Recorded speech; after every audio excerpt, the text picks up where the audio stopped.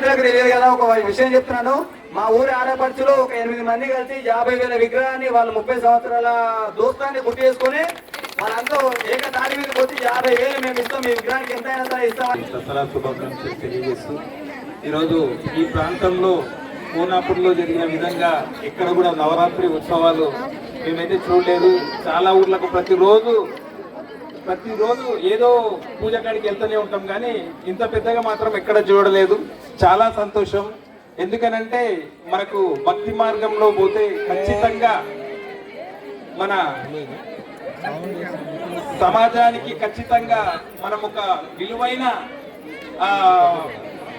అంటే ఖచ్చితంగా మనమందరము ఆధ్యాత్మికంగా పోవాలి. సమాజంలో జరుగుతున్న రుగ్మతలు, ఈరోజు ఎన్నో చెడు ప్రభావాలు ఇవన్నీ పోవాలంటే అమ్మవారి దీవెనలు ఎంతైనా అవసరం. ఆ అమ్మవారి దీవెనలు ఈరోజు నవరాత్రులు పూజలు అందుకు మంచి కార్యక్రమం చేసిన నిర్వాహకులు యూత్ కు ప్రతి ఒక్కరికి పేరు పేరున ధన్యవాదాలు తెలియజేస్తున్నా.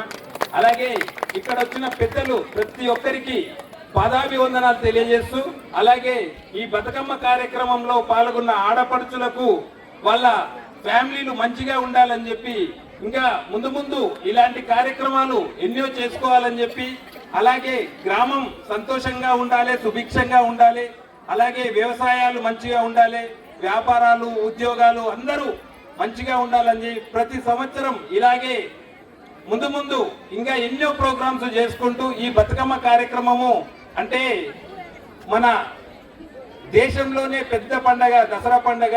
ఇలాంటి పండగను సంతోషంగా చేసుకొని పిల్ల పాపలతో అందరూ సంతోషంగా ఉండాలని చెప్పి, ఇంకా భవిష్యత్తులో ఈ కోనాపూర్లో ఇంకా ప్రతి సంవత్సరం గొప్పగా జరుపుకొని మన రాష్ట్రంలోనే అంటే చెప్పడానికి వాళ్ళని కోనాపూర్లో చాలా గ్రాండ్ గా చేస్తారని చెప్పి, చాలా దూరంకి వెళ్ళి ప్రజలు వచ్చే విధంగా మనము ప్రతి సంవత్సరం చేసుకొని ఈ కార్యక్రమాలను రాష్ట్ర వ్యాప్తంగా గుర్తింపు వచ్చేటట్టు చేసుకొని ఈ కోనాపూర్ ప్రజలకు కూడా గుర్తింపు రావాలి.